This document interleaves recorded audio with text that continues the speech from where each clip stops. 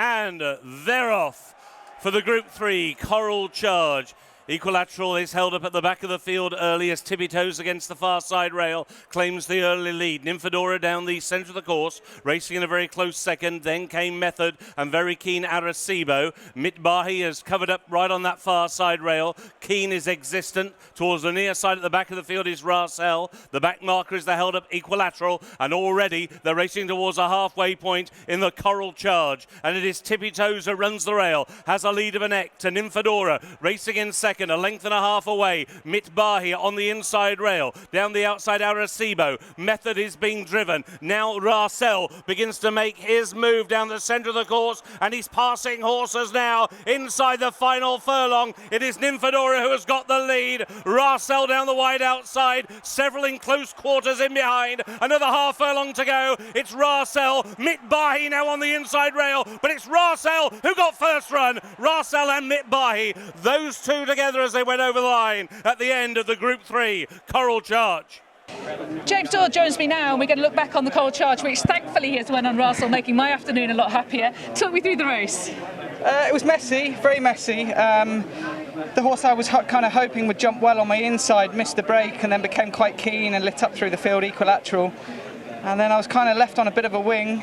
Thankfully I still had cover, which I think is quite important to this horse. And I was just mindful at halfway we hadn't gone overly quick. I think the leaders kind of had it soft enough.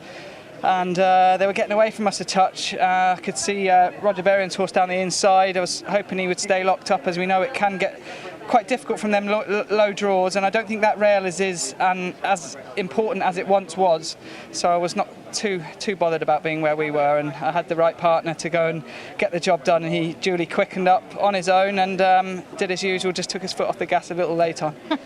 But he lasted out a stiff 5 furlongs. That was a question mark going into well, this. That's it. That was, I have to say, was a big worry to me coming into today. I thought his best performances, as we know, had all come on easy 5 furlong tracks, Goodwood and Haydock and places like that. So I was a little concerned, and that's why I just wanted to make sure he did really relax, because he is a horse you can engage, and this is only his second start without his hood, so he did have the hood on for a very good reason. So yeah, once we got the first part right, it was just a case of kind of pinging him at the right time, and we probably played it slightly earlier, just knowing that danger was in a bit of a pocket down the inside. But like I say, very willing partner, and I have to say I really enjoy riding him. We've really sort of come a long way together. I remember saying to the guys that own him, he won a fairly ordinary handicap back end at Nottingham, and I said we could have a bit of fun with this horse next year. Did I see him winning a sort of Group 3 and even going into better targets?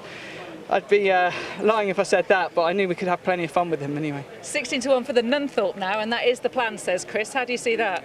Well, they're very good judges on where to run, and I won't interfere with them in that regard. And he's a horse who, whilst he has shown his versatility here, I think a good, a race where they go really hard and you can really enjoy and fill him up and really use that turn of foot is what he would be better doing. I know York's a tricky track, and we did get caught out there once before where I think it was a Scott Dixon horse, some Fine Wine, got away on the front end, and we kind of had 4 lengths to make up at halfway, which, as you know, we can't do in the sprint. So as long as that scenario didn't set up that way, I'm sure he'd be fine. Exciting stuff. You've made Chris very, very happy indeed. He was powering you home by the power of his voice in the closing stages. No, it's great fun. No, great group of owners, and they really put a lot of thought and effort. Days like today haven't just sort of sprung up. A lot of effort goes into A, finding these horses, B, training them, and then the guys all putting their heads together to find the right map for them. And I think this fella's really obviously they've had a winning partner, but this really has sort of showcased everyone's talents, I think, really. Yeah, I agree. It was great stuff. Can I move your mind forward to Lord North and the Eclipse? Where's the pace coming from? Well, you would imagine Alan Kerr is the most obvious, I would think. Doesn't always work out that way, does it? So I think it'll be a very interesting race to ride in, and I don't think we'll really know fully what's going to happen until them gates open, and it'll be a nice surprise to see how it unfolds. I haven't spoken to John and Thady yet, so I'm sure we'll have a plan. Is there any chance you might go forward?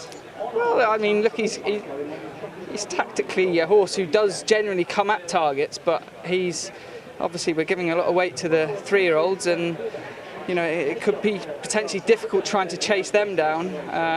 As we know, he runs out this trip very well, and yeah, it wouldn't be the maddest idea in the world. Okay, well, I look forward to seeing what happens. In the meantime, many congratulations. Well done. Thank you very much. Thank you, Lily.